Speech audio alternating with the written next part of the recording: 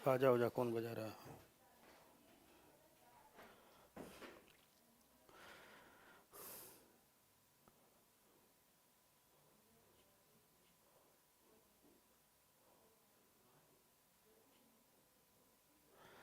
नमस्कार दोस्तों, आ जाइए आज की चर्चा को शुरू करते हैं। और आज हम चर्चा सब एनसीईआरटी के 2 चैप्टर पर करेंगे। एक चैप्टर पर हम जो चर्चा करेंगे वो होगा हमारी मृदा, मिट्टी, और दूसरी चर्चा का अध्याय होगा पादपों और जीवों में श्वसन, विशेष करके रेस्पिरेशन जिसे कहते हैं। तो चर्चा को आगे बढ़ाते हैं, इन 2 अध्यायों की चर्चा को आगे बढ़ाते हैं। तो पहला, सारे लोग आ जाइए, जल्दी जल्दी से जुड़ जाइए। पहला हमारा जो टॉपिक है मिट्टी, सॉइल। कहते हैं माटी बहुत महत्वपूर्ण होती है, इस मिट्टी को समझते हैं। याद रखना, जब हम कहेंगे मिट्टी तो मतलब सिर्फ चट्टानों के टुकड़े नहीं हैं, ठीक? ऐसा नहीं है किसी चट्टान के बारीक कण हो जाएंगे तो मिट्टी बन जाएगी। वो हर हिस्सा जो प्रोडक्टिव हो, उपजाऊ हो, चट्टानों के बारीक छोटे छोटे टुकड़ों से बनी है, लेकिन जब वो उपजाऊ हो जाता है, प्रोडक्टिविटी आ जाती है, तो उसे मिट्टी कहते हैं।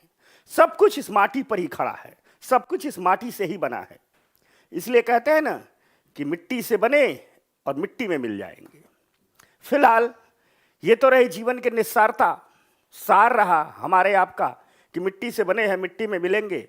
लेकिन यहां हम मिट्टी के वैज्ञानिक पहलुओं को देखेंगे, तरासेंगे मिट्टी बनती कैसे है, क्या क्या उपजाऊपन होता है, इसके बेसिक कॉन्सेप्ट को समझेंगे। सॉइल फॉर्मेशन के, मिट्टी के निर्माण के समझना जरूरी है। और जितना समझना जरूरी है, क्योंकि जब तक हम समझेंगे नहीं, हम अगली क्लासों में जो हमारा पूरा का पूरा प्रोडक्टिव सिस्टम है, उत्पादन का जो तंत्र है, उसे हम नहीं समझ पाएंगे। और याद रखना, तिरुक्कुवल ने, एक दक्षिण के विद्वान है तिरुक्कुवल, उन्होंने मिट्टी पर बहुत बढ़िया बात लिखी। कहा ये सिर्फ माटी नहीं है, ये रेत के छोटे छोटे कण नहीं है, इनसे सिर्फ रोटी और कपड़े का ही उत्पादन नहीं होता है, बल्कि सभ्यताएं फलती और फूलती हैं इसी मिट्टी के दम पर। ये माटी ठीक रहेगी तो लोकसभाएं चलेंगी, राज्यसभाएं चलेंगी, अदालतें न्याय करेंगी, तंत्र बना रहेगा, सैनिक सीमाओं पर सुरक्षा करेगा। हम आप स्कूल विद्यालय में जाएंगे, पढ़ेंगे, लिखेंगे, स्वस्थ होंगे, संस्कृतियों में रंग भरेगा, भारत की उत्सव धर्मिता, पूरी दुनिया की उत्सव धर्मिता आगे बढ़ेगी। इसीलिए कहा गया है कि यह सभ्यताओं का पालना है। मिट्टी जितनी स्वस्थ होगी, मिट्टी जितनी उर्वर होगी, सभ्यताएं उतनी ही फलेंगी, फूलेंगी, संस्कृतियों से धनी होंगी। इसलिए इस माटी का बेहतर होना जरूरी है। और यही कारण है कि भारतीय परंपरा में, आप जब इतिहास में पढ़ोगे तो वहां देखते हैं कि मिट्टी को मां का दर्जा दिया गया है। मिट्टी को हम लोग मां का दर्जा देते हैं, क्योंकि जैसे मां जननी होती है, जन्म देती है, वैसे मां तो किसी एक जीव की जननी होती है, जन्म देती है, लेकिन मिट्टी की तो समस्त जीव जगत की जननी होती है। पूरा का पूरा जो जीव जगत दिख रहा है, यह पृथ्वी जिसे हम कहते हैं कि एकमात्र ग्रह है जिस पर जीवन है, तो इसलिए है कि अब तक जो खोजों के हिसाब से पृथ्वी एकमात्र ग्रह है जिस पर जीवन फलता है, फूलता है। विभिन्न प्रकार के पौधे, कीट, वनस्पतियां, मनुष्य सब फलते फूलते हैं। उसका कारण है पृथ्वी ही एकमात्र ग्रह है जिसके पास प्रोडक्टिविटी की क्षमता लिए हुए मिट्टी है। तो इस मिट्टी के फॉर्मेशन को पढ़ेंगे, ठीक? इस मिट्टी के कंपोनेंट को पढ़ेंगे, क्या होती है मिट्टी, क्या होती है माटी। तो आ जाओ, ठीक? तो सारे लोग मुझसे जुड़ चुके हैं, तकरीबन आ रहे हैं, जल्दी जल्दी आ जाओ। तो सबको गुड आफ्टरनून, सबको प्रणाम, ठीक? और एक बात, कल तक की जितनी भी क्लास हुई, अभी कक्षा 7वीं एनसीईआरटी की, सबकी पीडीएफ निर्माण आईएएस के टेलीग्राम पर चैनल पर जाइए, वहां उपस्थित है, ले लीजिए, पीडीएफ डाली जा चुकी है। तो आइए बात को शुरू करते हैं, चर्चा को आगे बढ़ाते हैं, थोड़ा सा इस मिट्टी के बारे में जानते हैं, ठीक? तो थोड़ा मैं आप लोगों को बैक ले चलूंगा। देखो, 1-2 कॉन्सेप्ट आपको समझाता हूं। कहीं भी सॉइल है, मिट्टी भी है, तो कैसे बनती है मैं बताऊंगा, लेकिन मिट्टी तभी कहेंगे जब उसमें उत्पादन क्षमता होगी। मान लो कहीं रेत के कण है, बहुत चले जाओ जैसलमेर में, कहीं रेगिस्तान का इलाका है, तो उसे रेत के कण कहेंगे, बालू के टीले कहेंगे, मिट्टी नहीं कहेंगे। अर्थात जब प्रोडक्टिविटी होती है, जब उत्पादन क्षमता होती है, जब क्या होती है, प्रोडक्टिविटी होती है, जब भी यह है बारीक कण, अगर इसमें उत्पादन क्षमता नहीं है, प्रोडक्टिविटी नहीं है, तो ये मिट्टी नहीं है। ठीक, तो मिट्टी की पहचान क्या हुई? उत्पादन क्षमता। उत्पादन क्षमता, अगर उत्पादन क्षमता है तो यह माटी है, यह मिट्टी है। तो एक बेसिक कॉन्सेप्ट को हमेशा याद रखना। ठीक,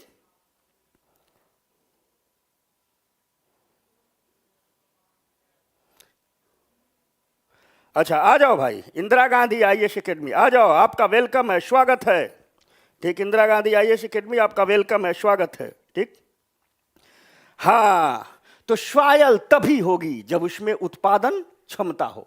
इसलिए इस मिट्टी की उत्पादकता को बरकरार रखना है, क्योंकि यह सिर्फ पेट नहीं भरती है, सभ्यताओं का पालना है। जो कुछ भी ये संसार हमें दिखता है, जो ये दुनिया हमें दिख रही है, इसके बेस पर क्या है? मिट्टी खड़ी है। इसलिए हमने मिट्टी को मां का दर्जा दिया है। तो आइए इसके वैज्ञानिक पहलुओं को चर्चा करें, थोड़ा सा देखें। हम विज्ञान के नजरिए से, साइंस के नजरिए से हम इस मिट्टी को देखेंगे, अन्य नजरिए से बाद में देखेंगे। तो यानी उत्पादन क्षमता होती है तो मिट्टी कहलाएगी। तो देखते हैं ये मिट्टी बनती कैसे, बनी कैसे, पृथ्वी पर ही क्यों बन गई, अन्य जगह क्यों नहीं बनी। तो देखो, मिट्टी क्या होता है? कुछ नहीं। जो सबसे पहले आप मिट्टी देखोगे, अब हम इसके विज्ञान के नजरिए से इस मिट्टी को देखेंगे। जो सबसे पहले आप मिट्टी कभी बनी होगी तो क्या हुआ होगा? चट्टाने रही होंगी पृथ्वी पर, क्या रही होंगी? रॉक्स। ये चट्टाने थी। ठीक, इन चट्टानों पर पानी पड़ा,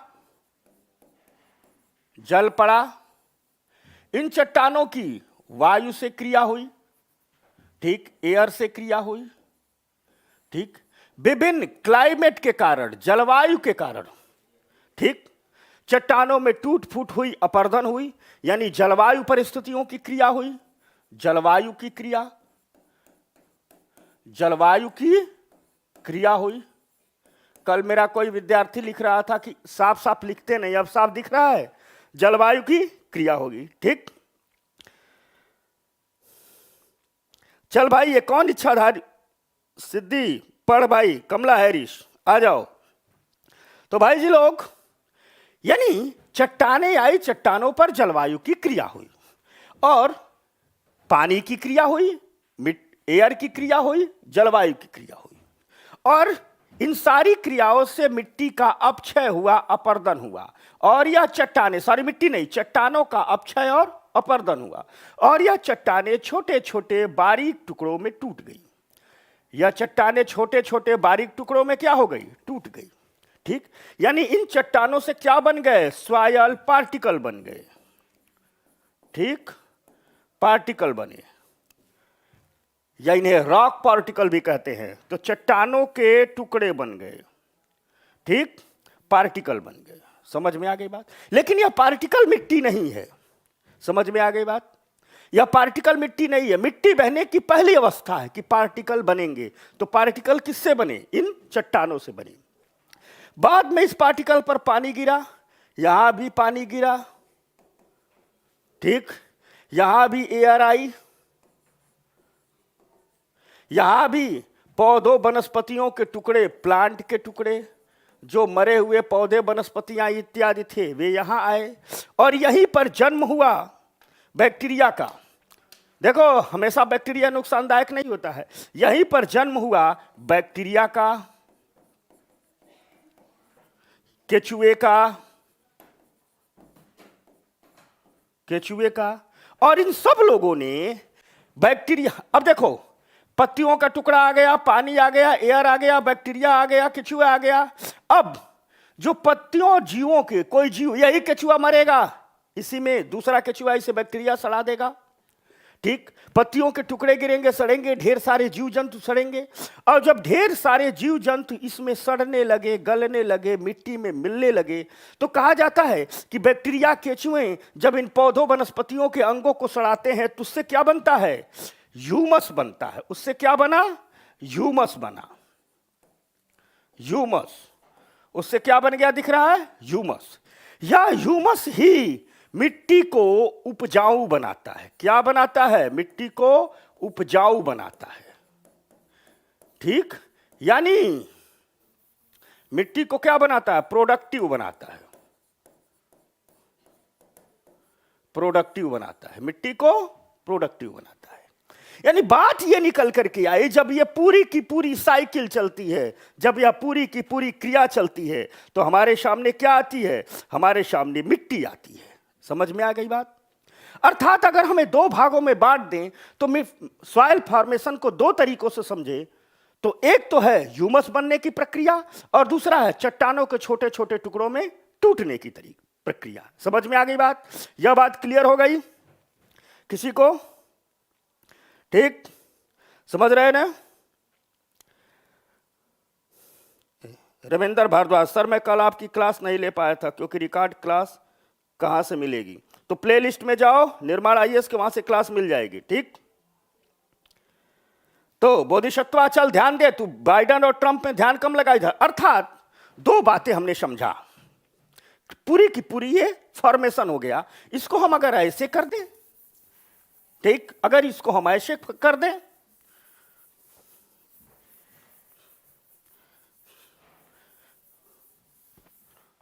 तो अगर हम इसको ऐसे कर दें, सॉइल फॉर्मेशन, मिट्टी का निर्माण, अगर इसको हम ऐसे कर दें तो एक तरफ हो जाएगा रॉक पार्टिकल,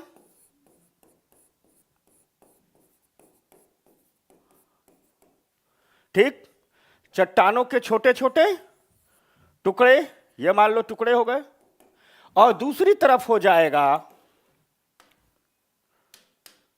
ह्यूमस फॉर्मेशन, दूसरी तरफ हो जाएगा ह्यूमस का निर्माण। ठीक, यानी अगर ये रॉक चट्टानों के छोटे छोटे टुकड़े हैं, ये चट्टानों के छोटे छोटे टुकड़े हैं, इसमें हमें क्या मिला देना है? इसमें हमें मिला देना है इस ह्यूमस को। तो ह्यूमस आ गया, तो यहां दोनों आ गए। हरा वाला क्या है? ह्यूमस है। ये वाला क्या है? ह्यूमस है। और ये वाला क्या है? लाल वाला क्या है? रॉक पार्टिकल है। इसे हम सीधी भाषा में कह सकते हैं। इसी बात को एनसीईआरटी आपको समझा रही है। ठीक ठीक, तो जोरी जी खड़ी खंबा, जोरी जी लिख रहे हैं घड़ी खंबा, तो घड़ी खंबा खड़ी खंबा। मेरा बहुत हालचाल ठीक है, आप लोग ठीक रहते हो? अच्छा, पूनम सिंह, तुम्हारा वेलकम हमेशा करता रहता हूं, ठीक ना? ठीक, तुम सारे लोग कमला बुआ से वेलकम करवाओ। चलो ठीक है, तो समझ गए सॉइल फॉर्मेशन, क्लियर हो गया। अब इसी को हम पढ़ाएंगे। ठीक, इसी को हम क्या करेंगे? पढ़ाएंगे। अध्याय 8 की मृदा में हमने जो कॉन्सेप्ट समझाया, इसी को हमें अब पढ़ाना है। तो देखो, सैल कणों और ह्यूमस का मिश्रण मृदा कहलाता है। हमने क्या बताया? मिट्टी क्या है? ह्यूमस और सैल कणों का मिश्रण है। इसी को हमने समझाया कि यह मिश्रण कैसे हो गया। ठीक, दूसरा, ह्यूमस किसे कहेंगे? तो मृदा में उपस्थित सड़े गले जैव पदार्थों को ह्यूमस कहते हैं। बात हो गई। अब एनसीईआरटी लाइन लिखती है, इसी लाइन को हमने बैक में जाके आपको समझाया। तो सैल कणों और पार्टिकल का मिश्रण हो गया। अपक्षय, वेदरिंग, ठीक, पवन से, जल से और जलवायु की क्रिया से चट्टानें टूटती हैं, और टूटना क्या कहलाता है? अपक्षय कहलाता है। इसको हमने समझा चुका। अब देखो, यानी ये रही मिट्टी बनने की प्रक्रिया। ठीक, एक तरफ हमने शुरू में ही आपको अपक्षय समझा दिया, और दूसरी तरफ हमने आपको ह्यूमस फॉर्मेशन समझा दिया, ह्यूमस का निर्माण समझा दिया। मिट्टी बन गई तो उपजाऊ हो गई। आपके स्क्रीन पर एक चित्र दिख रहा होगा, इसमें मिट्टी का टेस्ट करते हैं। क्या करते हैं? मिट्टी की खड़ी काट लेते हैं। किसी खेत में खड़े हो गए, ऊर्ध्वाधर नहीं, जैसे मान लो एक खेत है, खड़े हो गए, ऊपर से नीचे तक मिट्टी को काटते काटते जाते हैं। ठीक, 4-6 फीट तक जाएंगे, वहीं तक मिट्टी है, उसके नीचे कठोर चट्टानें मिल जाएंगी। तो जहां कठोर चट्टानें मिल जाती है, उसके ऊपर के हिस्से का अध्ययन करते हैं। तो हम देखते हैं कि देखो, ये पेड़ पौधा दिख रहा है, जहां लगा हुआ है ये लेयर, इसको हम कहते हैं ए हॉरिजन, ए स्तर। फिर इसके नीचे वाला ये हिस्सा है, इसको हम कहते हैं बी हॉरिजन, बी स्तर। फिर उसके नीचे वाला देखो, बीच बीच में पत्थर है, ठीक, खाली जगह भी है, ठीक, इसको हम कहते हैं सी हॉरिजन। और ये वाला हिस्सा जहां सिर्फ आपको पत्थर दिख रहा है, चट्टानें दिख रही है, इसको हम कहते हैं बेड रॉक्स। इसको हमने क्या कहा? इसको हम कह देते हैं बेड रॉक्स। अब इसी को समझाते हैं। यानी जब हम मिट्टी को काटते हैं, सीधी सी बात ऐसे करें, अगर हम खड़ी काट ले मिट्टी की, यहां से चले जाएं ऐसा, ऐसे खड़ी काट लें, तो ऊपर क्या दिखेंगे? हमें पेड़ पौधे दिखेंगे। ये मान लो पेड़ पौधे हो गए, जीव जंतु, जंगल, घर, वनस्पतियां हो गई, इतने हिस्से में ये रहते हैं। तो ये क्या हो गया? ए स्तर। इसके बाद हमें कुछ दूर तक दिखता है कुछ और विशेषताएं, इसे हम कहते हैं बी स्तर।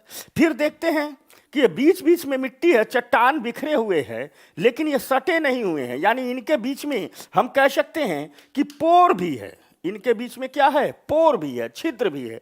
इसे हम कहते हैं सी स्तर। और यहां पर सीधे सीधे कठोर चट्टाने हैं, इसे हम कहते हैं बेडरॉक। ठीक, चट्टानों की परत। समझ में आ गई बात? तो हम जब मिट्टी को काटते हैं तो हमें तीन स्तर मिलते हैं, ए स्तर, बी स्तर, सी स्तर, नीचे वाला तो बेडरॉक ही है। अब हम समझते हैं कि इस ए स्तर, बी स्तर और सी स्तर की विशेषता क्या है। तो अगर हम इसकी विशेषताओं की बात करें, ठीक, तो ए हॉरिजन, ए स्तर की हमने बात की थी, ए हॉरिजन, इसे कहते हैं टॉप सॉइल, ऊपर की मृदा।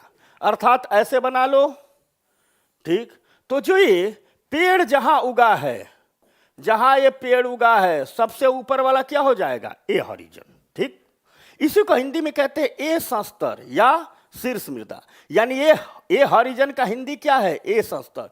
टॉप सॉइल का हिंदी क्या है? शीर्ष मृदा। ठीक, अब इस मिट्टी की विशेषता देखते हैं कि यह जो ऊपर वाली मृदा है, यह संरग्न है। संरग्न मतलब क्या होता है? इसमें पोर होते हैं, वायु पास करने की पूरी जरूरत होती है, इससे एयर पास करता है। इससे क्या पास कर रहा है? एयर पास कर रहा है। ठीक, पहली बात। दूसरी बात, इस मिट्टी की जल धारण क्षमता अधिक होती है। इसमें पानी आएगा, स्टोर होगा, या मिट्टी अपने बीच में पानी को स्टोर होगी, यानी वाटर स्टोर की जो क्षमता अधिक होती है। ठीक, इसकी वाटर स्टोर। अब कहोगे ऐसा क्यों होता है? इसमें एयर भी आता है। अगर ये दोनों ना रहे, ठीक, तो इस मिट्टी में ढेर सारे केचुओं का आवास होता है, इस मिट्टी में ढेर सारे कीटों का आवास होता है। यानी इसमें केचुआ भी अधिक रहेंगे, कीट भी अधिक रहेंगे। तो भाई साहब, सपोज कीजिए, अब केचुआ तुम लोग अपनी कॉपी में बना लेगा, मान लो यह केचुआ है, ठीक, ऐसे कीट बना दो। अर्थात इसमें पानी भी आ गया, हवा भी आ गई, केचुआ जी भी आ गए, कीट भी आ गया। अब होगा क्या? पानी रहेगी तो इन केचुआ और कीटों को पीने का पानी मिल जाएगा। हवा रहेगी तो ये सांस लेंगे। आज ही समझाएंगे कैसे केचुए सांस लेते हैं। ये लोग सांस लेंगे, साथ साथ ये अपनी दैनिक क्रियाएं करेंगे। और जब ये दैनिक क्रियाएं करेंगे तो कहते हैं ना, प्रकृति में कुछ भी कचरा नहीं होता है। प्रकृति जो कचरा उत्पन्न करती है सबको साफ कर देती है। इसलिए हमने आपको छठी का चैप्टर पढ़ा रहा था, वेस्ट। तो वेस्ट क्या कहता? हमने कहा था वेस्ट पूरी तरह मानव की संकल्पना, प्रकृति क्या वेस्ट है? ये नहीं है। तो कई लोग पूछ रहे थे उस दिन कमेंट बॉक्स में कि क्या वेस्ट प्रकृति उत्पन्न नहीं करती है? वेस्ट प्रकृति उत्पन्न करती है, लेकिन उसको डिकम्पोज कर देती है, उसका भी उपयोग कर लेती है। और कोई चीज वेस्ट तब बनती है जब उसका कोई उपयोग ना हो। मान लो कोई आदमी है, किसी काम का नहीं है, ऐसे दिन भर डोलता रहता है, तो हम लोग क्या कहते हैं? बड़े कचरे आदमी हो यार। इसका मतलब कोई उपयोग नहीं है, गंदगी फैला रहा। प्रकृति क्या नहीं है? प्रकृति क्या है कि ये पेड़ की पत्ती टूटेगी, कोई जीव मरेगा, डाली मरेगी, पानी मिल रहा, पानी में नमी आएगी, एयर आएगी, ये कीट और केचुए इसको सड़ा गला देंगे, खा देंगे। और जब ये सड़ा गला देंगे, खा देंगे, तो इस लेयर में क्या ज्यादा रहेगा? ह्यूमस ज्यादा रहेगा। इस लेयर में क्या ज्यादा रहेगा? ह्यूमस ज्यादा रहेगा। तो अर्थात हम कह सकते हैं कि इस लेयर में ह्यूमस अधिक होता है। तो ये रही ए संस्तर की विशेषताएं। याद हुआ? ठीक, याद हुआ? ठीक, ए संस्तर याद हो गया? बोलो। यानी मिट्टी का पहला layer a layer, water store करने की क्षमता होती है, मिट्टी सरद होती है, एयर पास होता है। इसी लेयर में केचुआ और कीट होते हैं, और यही लोग ह्यूमस बनाते हैं। और मिट्टी की यही परत मिट्टी की उपजाऊ क्षमता के लिए जिम्मेदार होती है, जवाबदेह होती है। समझ गए? जल्दी जल्दी बताओ। ठीक, ठीक,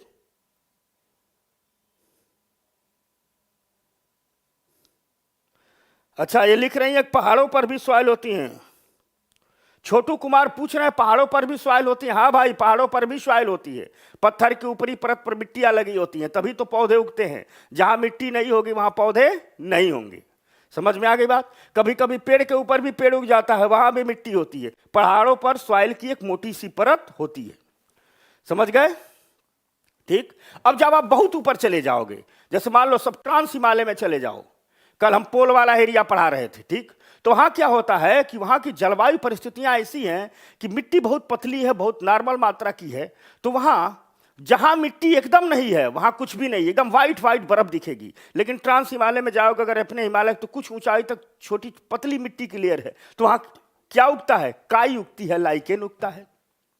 भाई पतली लेयर है तो छोटा छोटा ही तो उगेगा, छोटा वाला पौधा उगेगा।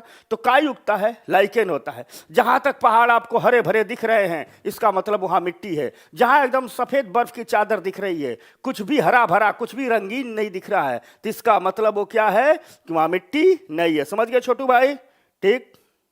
तो चलो, तो ये रही ए लेयर, ए हॉरिजन। ठीक। अब आ जाओ B horizon. B horizon, B horizon, इसे मिडल लेयर कहते हैं, बीस स्तर या मध्यम परत कहते हैं। ठीक।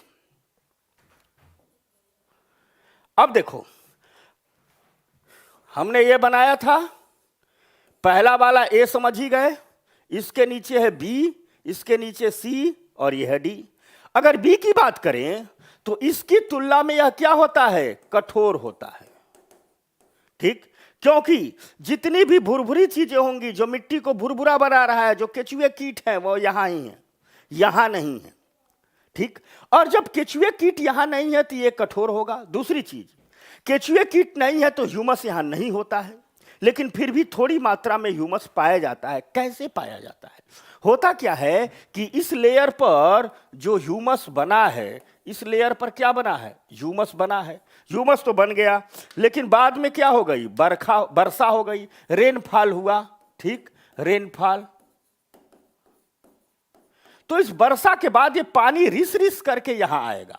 तो जब पानी रिस रिस करके यहां आता है तो अपने साथ यहां वाले ह्यूमस भी लाता है। यहां वाले क्या ला दिया? ह्यूमस लाता है।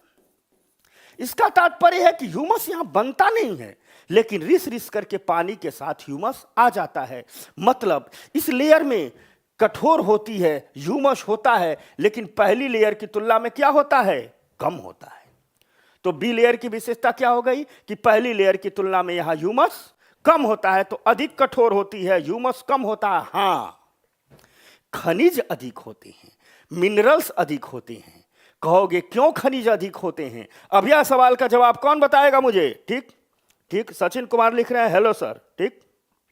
बोलो सचिन, क्या पूछना है? देखो, खनिज इसलिए होता है कि बेसिकली जितनी भी चट्टाने हैं, ये रॉक, ये क्या हो रहा है? ये रॉक चट्टाने हैं। देखो, ये रॉक चट्टान है कोई भी। ठीक। यही तो टूट फूट रही है तो मिट्टी बन रही है।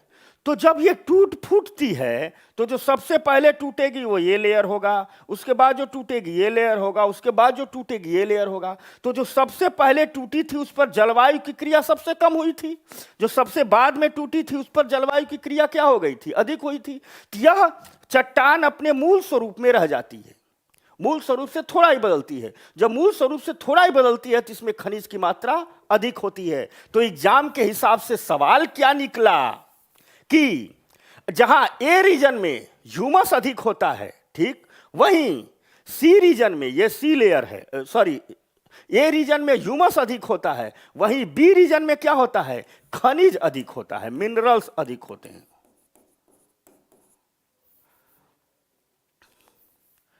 बी रीजन में क्या होते हैं? मिनरल्स।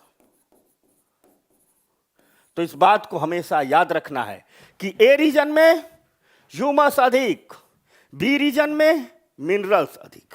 ठीक। खनिज की अधिकता यह पूछता है, मिलान कराने को दे देता है। यूपीएससी में सवाल पूछा गया, ए बी सी, आगे लिख देगा खनिज अधिक है, ह्यूमस अधिक है, कीट अधिक है, मिलान कराने को दे देगा। तो जहां पहले रीजन में ह्यूमस अधिक है, बी रीजन में क्या है? मिनरल्स अधिक है। तो दो लेयर समझ गए। अब अगला है सी हॉरिजन।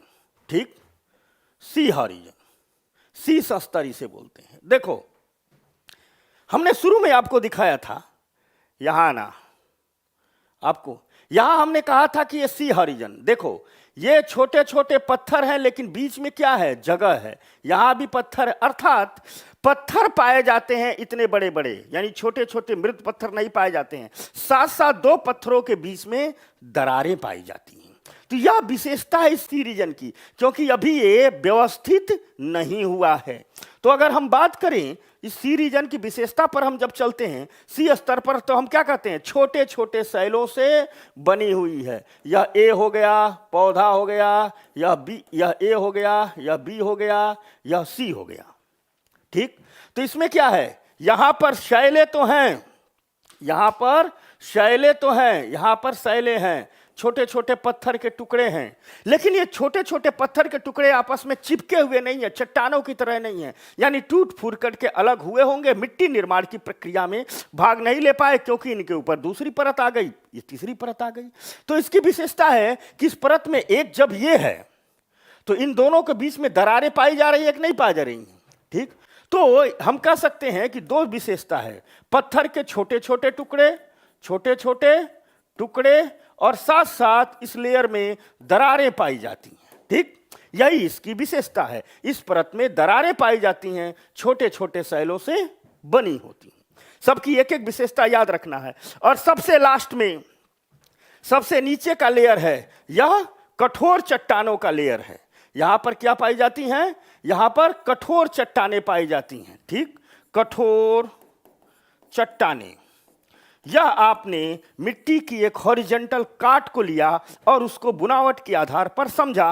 विशेषताएं कभी मत भूलना। यहां क्या अधिक होगा, यहां की तीन विशेषता, यहां पानी, यहां एयर, यहीं पर कीट, केचुआ, कीट केचुआ, और यहीं पर क्या होगा, ह्यूमस। ठीक, यहां पर क्या हो गया, खनिज, यहां पर क्या है, दरारें, और ये है कठोर चट्टानें। कभी भी इसे भूलना मत आप लोग। क्लियर हो गया? ठीक, समझ गए? पूनम क्लियर किया होगा, संदीप क्लियर हो गया? पूछो, संदीप साहू कुछ पूछना है? ठीक, सोनी गुड आफ्टरनून, सर्वेश भारती प्रणाम, कुमार सर्वेश लिख रहे हैं प्रणाम गुरुजी, बहुत बहुत प्रणाम सर्वेश। सबको समझ में आ गया, आगे बढ़ जाऊं? ठीक, एंजल यादव बोलो, सबको समझ में आ गया? यही है मिट्टी की एक काट। अब ए लेयर से, बी लेयर से, सी लेयर से कोई भी सवाल पूछेगा तो आप गलत तो नहीं कर पाओगे। ठीक, क्लियर है? तो चलो, कीर्ति लिख दिया, क्लियर है, कीर्ति दीक्षित। अब आ जाओ अगली बात, मृदा के प्रकार। मृदा के प्रकार, अब देखो मृदा के प्रकार और किस मिट्टी में खेती ज्यादा होती है, यह हम 8वीं में पढ़ना है। 7वीं एनसीईआरटी बहुत छोटी सी बात करती है, इस बात को समझते हैं, बस ये चैप्टर खत्म हो जाएगा। तो जब हम मृदा के प्रकार में देखते हैं, ठीक, तो पहली मृदा मिलती है सैंडी सॉइल, बलुई मृदा। ठीक, पहली मृदा कौन मिलती है, सैंडी सॉइल या बलुई मृदा। इस सैंडी सॉइल की विशेषता होती है कि मिट्टी के कण बड़े बड़े होते हैं। सैंडी सॉइल की क्या विशेषता है कि मिट्टी के कण क्या हैं, बड़े बड़े होते हैं। यह विशेषता सैंडी सॉइल की है। तो जब आपको कोई ऐसा मिट्टी देखा जाए जिसके ऐसे बारीक, आप जाओ राजस्थान में जाओ, ठीक, ऐसे बालू को हाथ उठाओ ऐसे गिरते रहता, वो क्या है, बड़े बड़े कण है। ठीक, तो सैंडी सॉइल, बलुई मृदा, मिट्टी के कण बड़े बड़े होते हैं। दूसरा होता है क्ले सॉइल, इसे कहते हैं मृदमय मृदा, इसमें कण छोटे छोटे होते हैं। यानी अगर कोई ऐसी मिट्टी उठाओ जो हाथ में लेकर के और लगे कि बड़े बड़े पार्टिकल हैं, क्या हो जाएगी, सैंडी सॉइल हो जाएगी। छोटे छोटे हो जाए तो क्या हो जाएगी, क्ले सॉइल हो जाएगी। और एक तीसरी मिलती है, ठीक, लोमी सॉइल, दोमट मृदा। इस दोमट मृदा की विशेषता यह होती है कि इस दोमट मिट्टी में दोनों होते हैं, बड़े कण भी होंगे, छोटे भी कण होंगे, इसलिए इसे कहा जाता है दोमट। दोमट मतलब दो प्रकार की मिट्टी। तो कौन कौन मिट्टी, बलुई, बलुई मिट्टी और क्ले सॉइल, मृदमय मृदा, क्ले सॉइल।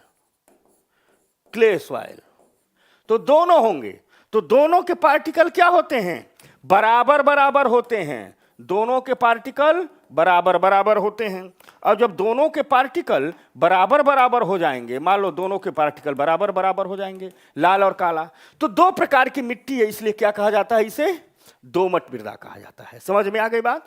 तो ये दो प्रकार की मिट्टी के बना है। इसी बात को यहां लिखा गया है कि लोमी सॉइल में छोटे और बड़े दोनों प्रकार के कण बराबर बराबर मात्रा में पाए जाते हैं। यह सबसे उपजाऊ मिट्टी होती है, यानी सबसे ज्यादा खेतीबाड़ी किस पर होगी, इसी दोमट मृदा पर होगी। तो कहोगे सबसे उपजाऊ क्यों होती हैं? तो दरअसल मिट्टी निर्माण की प्रक्रिया में नदियां जो हर साल लाखों साल तक नदियां बह रही हैं, बाढ़ आता है तो नदियां अपने साथ बहा करके गाद लाती हैं, और जब नदियां अपने साथ बहा करके, मान लो यह नदी है, गंगा मैया है, ठीक, यह हिमालय है, गंगा मैया है, यहाँ गोमुख से निकल रही हैं, हरिद्वार पर आकर के मैदानों में, तो जब मैदानों में आती हैं तो इनकी द्रोणी चौड़ी होती जाती है। बाढ़ आएगा तो बाढ़ में अपने साथ यहाँ की मिट्टियाँ भी बहा के लाएंगी, तो यह मिट्टियाँ विक्षेपित करते जाती हैं, मैदानों का निर्माण होता जाता है। तो गाद, यानी इस मिट्टी का जो निर्माण हुआ है, नदियों की बनाई गई, किससे हुआ है, गाद से हुआ है, और यही सबसे ज्यादा क्या होती है, उपजाऊ होती है। तो हमें मिट्टी के जो तीन प्रकार मिले, अगर हमें मिट्टी को जो तीन प्रकार मिले, इसमें सबसे ज्यादा उपजाऊ मिट्टी कौन है, तो सबसे ज्यादा उपजाऊ मिट्टी हमारी लोमी सॉइल है। क्लियर हो गए? दोमट मिट्टी है जिसमें दोनों प्रकार के मिट्टियों के कैरेक्टर पाए जाते हैं। ठीक, क्लियर हो गया? अंजलि चौहान अभी अभी जुड़ी हैं, रानी भारिया, पूनम सिंह, ठीक, तो सबको क्लियर हो गया मिट्टी के प्रकार। ये रही तीन प्रकार की मोटे तौर पर मिट्टियां, जिसका जिक्र एनसीईआरटी के 7वीं की क्लास में आता है। ठीक, ये रही मिट्टियां। अब देखते हैं किस मिट्टी में कौन सी फसल उगती है। ठीक, अभी इसका अपडेट भी करेंगे। ठीक, इसका एक अपडेट भी करेंगे, किस मिट्टी में कौन सी फसल उगती है। तो गेहूं और चना या क्ले और लोमी सॉइल दोनों में उगता है, याद करने वाला है। धान बेहतर क्ले सॉइल में होता है, दाल या दोमट मिट्टी में होता है, दोमट मिट्टी में होता है। ठीक, कपास, ठीक, यह भी दोमट मिट्टी और बलुई दोनों में होता है, यानी यह बलुई और दोमट दोनों में होता है। ठीक, बलुई और दोमट दोनों में होता है। क्लियर हो गई बात? ठीक, अच्छा, नीरसा कह रहे हैं सर क्लास में बेंच बढ़ाइए, हम लोग खड़े हैं और क्लास में धक्का मुक्की हो रही है। तो पढ़ाई का असली मजा तो धक्का मुक्की में है, कपड़ा फाड़ने में है। स्कूल में तुम लोग बदमाशी करके नहीं पढ़े हो क्या? ठीक, अपने जवानी में जो आवारा ना हुआ, समझ लो वो जिया ही नहीं। समझते हो बात को? आवारा का मतलब क्या होता है? पढ़ते भी करो, एक दूसरे की टांग भी खींचा करो, धक्का मुक्की भी करते रहो। समझ में आ गई बात? बस पढ़ते रहो। तुम मेरे क्लास में तुम लोग रहो, याद कराना मेरी जिम्मेदारी, मैं तुम सबके दिमाग में घुस घुस करके याद करा दूंगा, बाकी एक दूसरे की टांग खींचती रहो। ठीक, अब देखो, कह रहा है कपास काली मिट्टी में ज्यादा उगाया जाता है। बात सही है भाई, ठीक, लेकिन इसमें भी हो सकता है। यहां हम हो सकने वाली फसलों की बात कर रहे हैं। समझ गए दोस्त? ठीक, अब देखो, एक इसका अपडेट करता हूं, यह तो आपको याद करना है। अब इसका एक अपडेट करता हूं, जीवाश्म शोषण से पहले इसको एक अपडेट करता हूं। मिट्टी, हमने शुरू में क्या कहा, किस मिट्टी को स्वस्थ रखना होगा। क्यों? क्योंकि सिर्फ रोटी कपड़े का उत्पादन नहीं है, सभ्यताएं फलती फूलती हैं, सभ्यताओं का पालना होती है माटी, इसलिए माटी को मां का दर्जा दिया गया। ये माटी स्वस्थ है तभी सब लोग स्वस्थ है, तभी सब लोग ठीक हैं, पूरा तंत्र काम करेगा। लेकिन हाल के दिनों में माटी के साथ हमने छल कर लिया, माटी के साथ हमने बेईमानी कर ली, जो हमारी प्रवृत्ति उपभोक्तावादी समाज की बनती जा रही है। मिट्टी से लिया, दिया नहीं। यानी जितनी मिट्टी में क्षमता थी, उपजाऊ क्षमता थी, उसे लेते गए और दिया नहीं। इससे धीरे धीरे हमारी मिट्टी क्या होती जा रही है, बंजर होती जा रही है। अब कैसे लिया? हमने जनसंख्या बढ़ाई। अब मिट्टी ने तो कहा था नहीं था कि बच्चे पैदा करते जाओ, पैदा करते जाओ, ये तो हमारी अपनी खुरापात थी, हमने जनसंख्या बढ़ा ली। अब इस जनसंख्या का पालन पोषण करना है, तो पालन पोषण कौन करेगा? आपने तो पैदा कर दिया, पालन पोषण तो मिट्टी करेगी। यानी भार किस पर बढ़ गया? मिट्टी पर। तो जाहिर सी बात है, हमें ढेर सारा क्या चाहिए? फूड चाहिए, भोजन चाहिए। भोजन कौन देगा? ये माटी देगी। और इसके लिए हमने किया क्या? केमिकल फर्टिलाइजर का उपयोग किया। केमिकल फर्टिलाइजर, रासायनिक खाद का क्या किया? उपयोग किया ढेर सारे। ठीक, रासायनिक कीटनाशक का उपयोग किया, रासायनिक कीटनाशक का उपयोग किया।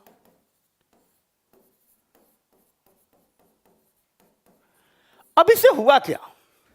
इससे दो इफेक्ट हुए, इस मिट्टी के साथ दो इफेक्ट हुए।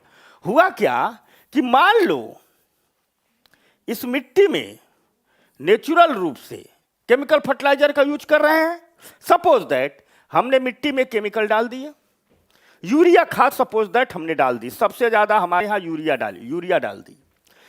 कल्पना करो इस मिट्टी में पहले से ही ज्यादा नाइट्रोजन हो, हमको पता नहीं था नाइट्रोजन है, और केमिकल नाइट्रोजन फिर डाल दिया, यानी यहां अतिरिक्त मात्रा में क्या हो गया? नाइट्रोजन हो गया। मैं यूरिया का उदाहरण इसलिए देख रहा हूं कि भारत में जो समस्या हुई है वो यूरिया से हुई है। ठीक, अब हुआ क्या? इस यूरिया के पड़ने के दो इफेक्ट हुए। नाइट्रोजन तो पहले से था, एक तो जितना यूरिया डाला हमने पौधा ले नहीं पाया, और यह केमिकल बचा रह गया। अब इस बचे हुए केमिकल ने क्या किया? इसमें जो बेचारा हमारा केचुआ था, बड़ा प्यारा होता है, ठीक, केचुआ था, इसमें जो छोटा छोटा बैक्टीरिया था, जो हमारा मित्र बैक्टीरिया है, यह दोनों को मर गए, मार दिया। यह दोनों क्या हुए? मार दिया। यह दोनों मर गए, केमिकल ने इन दोनों को मार दिया। ठीक, दूसरी तरफ जब हमने इस्तेमाल किया इन रासायनिक कीटनाशकों का, तो ये रासायनिक कीटनाशक नष्ट नहीं होते। ठीक, या पूरी की पूरी पत्तियों पर गए, पत्तियों पर स्टोर हो गए, पत्तियां टूटी, मिट्टी में आ गए। ठीक, पत्तियां सड़ी गली, मिट्टी के जीव बैक्टीरिया भी क्या हो गए? मर गए। अब जब सभी मर रहे हैं तो पूरी की पूरी, आप इकोलॉजी एनवायरनमेंट पे पढ़ोगे, पूरी की पूरी फूड चेन क्या हो जाएगी? प्रभावित हो जाएगी। पूरी की पूरी खाद्य श्रृंखला क्या हो जाएगी? प्रभावित हो जाएगी। एक काम तो ये हुआ। दूसरी तरफ जब ये केचुआ बैक्टीरिया सब मर रहे हैं तो ह्यूमस कौन बनाएगा? हम आप तो बनाएंगे नहीं, तो ह्यूमस नहीं बनेगा, ह्यूमस नहीं बनेगा। और जब ह्यूमस नहीं बनेगा तो मिट्टी क्या हो जाएगी? बंजर हो जाएगी। समझ में आ गई बात? मिट्टी क्या हो जाएगी? बंजर हो जाएगी। अब भारत में बंजर मिट्टी बड़ी तेजी से होती जा रही है, तो अब क्या करें? मिट्टी में खाद डालना बंद कर दें तो जो पैदा लोग किए हुए हैं 130 करोड़ भूखों मर जाएंगे। यानी हमारे पास विकल्प ही नहीं है इसका। तो हमने कहा कि दो काम करते हैं। ठीक, दो तरीका। एक तो हम जो मिट्टी में अंधाधुंध यूरिया खाद डालते हैं, अंधाधुंध फर्टिलाइजर डालते हैं, हमें पता ही नहीं होता है किस मिट्टी में कौन से कंपोनेंट कितने की जरूरत है। जैसे मान लो आप बीमार पड़ो, डॉक्टर के पास जाओ, और डॉक्टर क्या करे कि आपका कोई चेकअप वोकअप मत करे, ब्लड टेस्ट वेस्ट नहीं करे, कहे अच्छा आओ मरीज बैठो, 100 रुपये फीस दे दिए, और तुरंत जितनी दवाइयां हैं सब खिला दे आपको, चल भाई ठीक ही हो जाएगा, कोई न कोई तो असर करेगी। तो आपका इलाज कर रहा है कि आपको मारने का इंतजाम कर रहा है? वो मारने का इंतजाम कर रहा है। भले ही मान लो तुरंत बच जाओ, रिएक्शन ना हो, लेकिन ऐसा 10-20 गो डॉक्टर से इलाज करा लो, किडनी आपकी खराब हो जाएगी। आप देखते होंगे ढेर सारे लोगों में किडनी की समस्या होती जा रही है। उसका कारण यही है, गांव वाले डॉक्टर दे देते हैं, चल भाई। अर्थात हम जब बढ़िया डॉक्टर से इलाज कराते हैं तो क्या करता है? पहले टेस्ट दुनिया भर का लिख लेगा, देखे तो शरीर की स्थिति क्या है। यानी बेहतर इलाज क्या होगा? पहले शरीर की स्थिति देखी जाए, तब मेडिसिन दिया जाए। लेकिन क्या माटी के साथ ऐसा करते हैं? इस मिट्टी के साथ ऐसा करते हैं? नहीं। पैसा है, यूरिया खाद ले आकर के छीट दो।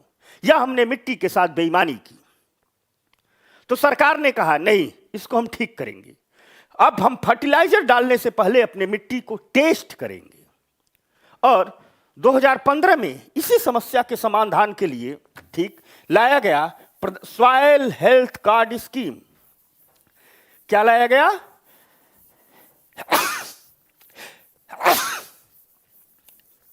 दो 2015 में इसी के लिए लाया गया सॉइल 2015 में लाया गया सॉइल हेल्थ कार्ड स्कीम। ठीक। और भारत सरकार ने कहा पूरे देश के हम दिए 2015 में लाया गया। अपडेट कर रहा हूं मैं एनसीईआरटी को। ठीक। यह 2015 में लाया गया और भारत सरकार ने कहा पूरे के पूरे मिट्टी के स्वास्थ्य को हम जांच करेंगे।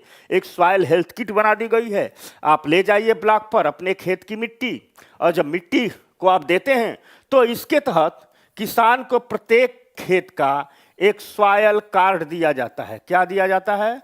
सॉइल कार्ड दिया जाता है, मिट्टी कार्ड दिया जाता है, जिसके दो हिस्से होते हैं। एक में मिट्टी में कौन सा कंपोनेंट है उसके बारे में दिया जाता है, तो मिट्टी के सारे कंपोनेंट के बारे में दिया जाता है। मतलब नाइट्रोजन की स्थिति क्या है, फास्फोरस की स्थिति क्या है, पोटास की स्थिति क्या है, एनपीके क्या है, मिट्टी में खनिज की स्थिति क्या है, कौन सा लोहा कितना है, जिंक कितना है, क्रोमियम कितना है, कॉपर कितना है, मिट्टी को भी खनिज चाहिए। एक में एक स्थिति ये दिया जाता है। दूसरे हिस्से में सलाह होती है। दूसरे हिस्से में क्या होती है? सलाह होती है। तो सलाह किस चीज का? इसमें दो चीज की सलाह दी जाती है। कितनी, कौन सी, कौन और कितनी, कौन और कितनी खाद डालें। क्या डालें? कौन सी फर्टिलाइजर किस क्षेत्र में उपयोग करें। मान लो किसी क्षेत्र में नाइट्रोजन अधिक है तो उसमें लिखा होगा यूरिया डालने की जरूरत नहीं है, फास्फोरस कम है, पोटास कम है, इनको डालो। तो कौन सी कितनी खाद डालें। और अगली चीज, कौन सी फसल लगाएं। फसल लगाएं, कौन सी फसल लगाएं। ठीक, कौन सी फसल लगाएं। समझ में आ गई बात? कौन सी खाद डालें और कौन सी फसल लगाएं। यह है सॉइल हेल्थ कार्ड स्कीम। ठीक, क्लियर हो गया? और इसलिए लाया गया ताकि हम मिट्टी की उर्वरा शक्ति को बरकरार रख सकें। तो ये रहा दोस्तों, हमने अपडेट कर दिया और मिट्टी वाला चैप्टर खत्म हुआ। अब एनसीईआरटी का जो अगला चैप्टर है उसकी तरफ बढ़ते हैं और वो चैप्टर है जीवों में श्वसन। ठीक, जीवों में श्वसन। चैप्टर नंबर 10 पर आ गए। चलो ताली बजाओ, चैप्टर नंबर 10 शुरू करें। ठीक ठीक। तो अच्छा, कौन लिख रहा है? क्लास में बहुत धक्का मुक्की हो रही है। चलो भाई धक्का मुक्की कम करो। डोनाल्ड ट्रंप कहां गया? कमला बुआ डंडा उठाइए। कमला बुआ को इस क्लास का मॉनिटर बना दिया जाता है। ठीक ना? ठीक। तो स्टडी विथ अमित बेस्ट पढ़ाते हो। चल भाई, मैं पढ़ाता क्या हूं, तू लोग पढ़ता बेस्ट है। ये बार बार लिखते रहते हैं कि सर आप लोग बहुत अच्छा पढ़ाते हो, बहुत बेस्ट पढ़ाते हो। तो मेरे, दरअसल मैं बेस्ट नहीं पढ़ाता हूं, मैं बेस्ट नहीं हूं, मेरे विद्यार्थी बहुत बेस्ट मिल गए हैं। समझ में आ गई बात ना? ठीक। तो जितने लोग अभी स्क्रीन पर मुझे देख रहे हैं, पढ़ रहे हैं, JS यादव, मोहम्मद अख्तर, राज गुर्जर, विजय कुमार, जितने लोग हैं मेरे सारे विद्यार्थी, ठीक, मैं बेस्ट नहीं पढ़ाता हूं, तुम सब बेस्ट पढ़ते हो। समझ में आ गई बात ना? तुम सब हीरो हो जो मुझे मिल गए। तो मान लो मैं जौहरी हो गया। ठीक, समझ गए? तो जो मेरा विद्यार्थी है, बस आप लोग आया करो, धक्का मुक्की करते रहो। ठीक, चीजों तो आपके दिमाग में घुसा देना मेरी जिम्मेदारी है। समझ गए? तो तुम सब बेस्ट पढ़ते हो। ठीक, तो चलो भाई लोग। हाँ, कमला बुआ आज से क्लास की मॉनिटर है, डंडा लेकर के आओ। ठीक। अच्छा sir, study with Amit, sir humus क्या होता है? देख अमित, एक चीज मैं बताता हूं, 1 मिनट, फिर जीवों में शोषण चलता हूं। यह हमारा अमित गड़बड़ा गया है। ठीक, ह्यूमस, ह्यूमस देखो, थोड़ा इसमें बड़ा कॉन्सेप्चुअल सवाल पूछ गया, मैं 2 मिनट में समझाता हूं। चल अमित, ह्यूमस समझो। होता क्या है कि आपको, हम मनुष्य हैं तो चाहिए क्या? भोजन में क्या चाहिए? प्रोटीन चाहिए, फैट चाहिए, विटामिन चाहिए, कार्बोहाइड्रेट चाहिए, मिनरल चाहिए, यही सब चाहिए ना, ठीक? समझ लो। किसी भी पौधे को भी क्या चाहिए? यही सब चाहिए। किसी भी जीव के, केचुए को भी क्या चाहिए? यही सब चाहिए। यानी ये पौधा है, ये उग रहा है, तो इसे क्या चाहिए? इसे नाइट्रोजन चाहिए, इसे फास्फोरस चाहिए, इसे पोटाश चाहिए, इसे मिनरल्स चाहिए, ढेर सारी चीजें चाहिए। समझ गए? क्लियर हो गया? इसे प्रोटीन, फैट, विटामिन सब चाहिए, इसे भी चाहिए। अब ये मिट्टी में उग रहा है। मान लो कोई जीव है, कोई भी एक्स एनिमल है, ठीक? कोई भी एक्स एनिमल है, यह एनिमल है। अब कौन एनिमल है तुम लोग अपना दिमाग लगा लो, ठीक? कोई भी एनिमल। अंजलि, मन से पढ़ो तुम लोग, ठीक? अच्छा, नेकवमा द्विवेदी बोले मेरा नाम कभी नहीं लेते, चल मैं 3 बार तेरा नाम ले लूंगा, नेकवमा। देखो जो लोग तुरंत दिखते हैं, मैं पढ़ाने पर ही ध्यान रखता हूं, उनका तुरंत नाम ले लेता हूं, ठीक ना? बाकी मेरे सारे विद्यार्थी मुझे बहुत प्रिय है। तो चलो आ जा इधर, देख होता क्या है। यह एनिमल मसल्स है तो प्रोटीन से बना होगा, हड्डियां है तो फास्फोरस से बनी होगी, दांत है तो कैल्शियम से बना होगा। मान लो यह जीव है, मर गया, दाह संस्कार हो गए मिट्टी में। अब ये मिट्टी में इस जीव को छोड़ दो, कुछ दिन बाद दिखते हो ये दिखता ही नहीं है, तो गया कहाँ? तो हुआ क्या कि इस मिट्टी में बैक्टीरिया थे, बैक्टीरिया ने इसे सड़ा दिया, डिकम्पोज कर दिया। सड़ाने का मतलब क्या? इसका कहते हैं ना, मिट्टी से बने हैं, मिट्टी में मिल जाएंगे। तो जीव मिट्टी में मिला, क्या मतलब? इसकी मांसपेशियां को जीव सड़ाएगा तो क्या करेगा? मांसपेशियां प्रोटीन से बनी होती हैं, प्रोटीन फाइल एमिनो एसिड से बना होता है, एमिनो एसिड नाइट्रोजन से बना होता है। यानी अब इसके जीव के शरीर, जब ये जो जीव है, पैर भी बना देते हैं, तो जब ये डिकम्पोज होगा, सड़ेगा, मतलब अपने मूल पदार्थों में हड्डियों से कैल्शियम निकल जाएगा, ठीक? फास्फोरस निकल जाएगा, मांस से प्रोटीन बन जाएगा, ठीक? जो शरीर में मिनरल है वो मिट्टी में मिल जाएगा, विटामिन है वो मिट्टी में मिल जाएगा। यानी यह मिट्टी से बना था, मिल गया क्या? मिट्टी में। अब यह जीव सड़ा, लेकिन निकला क्या? यह जीव जब सड़ा तो बदला किस में? प्रोटीन में बदला, मिनरल्स में बदला, विटामिन बदला, कार्बन डाइऑक्साइड बदला, और सब इसी मिट्टी में मिल गए। और जब यही जो प्रोटीन, फैट, कार्बोहाइड्रेट, विटामिन इस जीव के सड़ने से निकला, वही कहलाया ह्यूमस। वही कहलाया क्या? ह्यूमस। यानी इस जीव को ह्यूमस में तोड़ करके मिट्टी में मिला दिया गया। अब ये पौधा इस ह्यूमस से क्या लेगा? प्रोटीन ले लेगा, मिनरल ले लेगा, विटामिन ले लेगा, जिंक ले लेगा, कैल्शियम ले लेगा, पुनः पौधा बन जाएगा। पौधे को पुनः कोई जीव खाएगा। कान बना दो, यह जीव खा रहा है, पूंछ भी बना दो, यह जीव खा रहा है। समझ में आ गई बात? यानी इस जीव ने कहां से लिया? मिट्टी से लिया। पुनः यह मारा तो पुनः ये किस में तब्दील हो गया? ह्यूमस में तब्दील हो गया, मिट्टी में मिल गया। इसलिए जो बैक्टीरिया हैं, यह जो केचुए हैं, इसे प्राकृतिक रूप से अपघटक कहा जाता है। यह प्रकृति के सफाई कर्मी हैं जो स्वच्छता करते रहते हैं, और यह प्रकृति के जीवन और मृत्यु का यह चक्र चलता रहता है। समझ में आ गई बात? ठीक, अब आ जाओ, ठीक, जोरी बैग्स, चलो ठीक है, तो आ जाओ, तैयार हो आप लोग नए चैप्टर की ओर, ठीक? तो यह है हमारा नया चैप्टर, चैप्टर नंबर 10। तो सारे लोग ताली बजाओ, शुरू हो गया। पूनम सिंह क्या लिख रही है? संदीप तू ब्लॉक करवा के देख। तो चल भाई, ब्लॉक व्लॉक मत करो, आप पढ़ो। चलो सांस लेते हैं। मिट्टी बना लिया, अब क्या करेंगे? अच्छा, शिवानी करे सर मेरा भी नाम लो। चल शिवानी, मैं आज कल से तेरा ही नाम लूंगा। तो शिवानी, सारे लोग देखो, जीवों में रेस्पिरेशन, श्वसन। तो चैप्टर नंबर 10 को शुरू करें। फटाफट ताली बजाओ तुम लोग, ठीक? अरे सब लोग बोल रहे हैं मेरा नाम लो। चल ज्योति, तेरा, बलराम, सब कुछ सबका नाम ले रहे हैं। चलो चैप्टर नंबर 10 शुरू करें।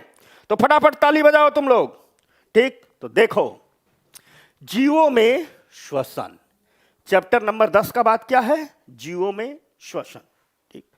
तो जीवों में जो श्वसन होता है उसे हम कोशिकीय श्वसन भी कहते हैं, ठीक? और अकोशिकीय श्वसन भी कहते हैं, ठीक? मतलब सेलुलर रिस्पिरेशन भी कहते हैं, ठीक? और एसेलुलर रिस्पिरेशन भी कहते हैं। अब इसका थोड़ा सा, ठीक, मैं एक एग्जांपल बताता हूं। तुम लोगों के भीतर का श्वसन समझा रहा हूं, अपना अपना श्वसन पर ध्यान दो। अभी तुम लोगों का ठीक ऑक्सीजन जाएगी। तो जैसे हम हर टॉपिक में करते हैं, कॉन्सेप्ट पढ़ाएंगे, फिर जो एनसीईआरटी लिखती है उसकी बात करेंगे। तो आओ समझाता हूं तुम लोगों को। इधर आ जाओ सारे लोग, देखो बदमाशी नहीं, सारे लोग इधर देखो। देखो यह हंसना मत, कोई किसी पर नहीं हंसेगा, नहीं तो मैं उसका नाम लेके बोलूंगा या उसी का फेफड़ा है, ठीक ना, लंग्स। यह मनुष्य है, मनुष्य में ऐसे क्या होती है, लंग्स होती है, फेफड़े होती हैं। यह दोनों क्या है, फेफड़े हैं।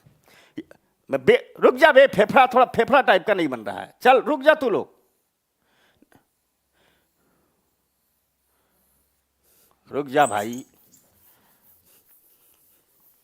ठीक।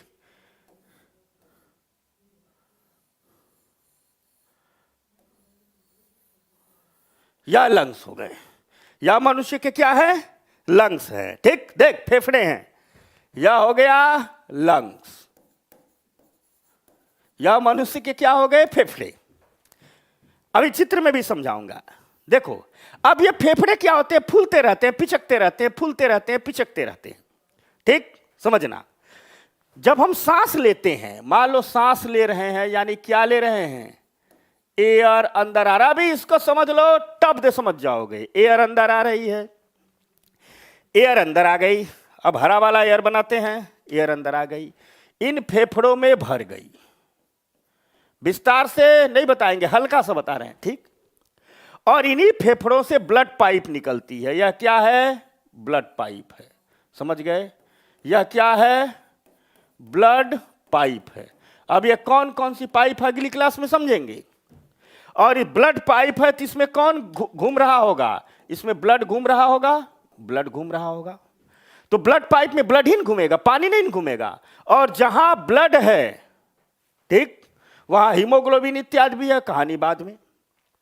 अब एयर क्या कर जाती है, फेफड़े से पहुंच जाती है ब्लड पाइप में, यानी इस ब्लड पाइप में क्या पहुंच गई, एयर पहुंच गई। ये ब्लड है, एयर पहुंच गई, ठीक। और जब यह एयर पहुंचती है तो इस ब्लड में हमारे एक होता है हीमोग्लोबिन, यह Hb है, ठीक। और एयर में होती है हमारे ऑक्सीजन, यह क्या है, ऑक्सीजन है। हीमोग्लोबिन इस ऑक्सीजन को पकड़ लेता है और बना देता है HbO2, ऑक्सी हीमोग्लोबिन। हीमोग्लोबिन और ऑक्सीजन एक दूसरे में जुड़ गए, गले लग गए, समझ गए।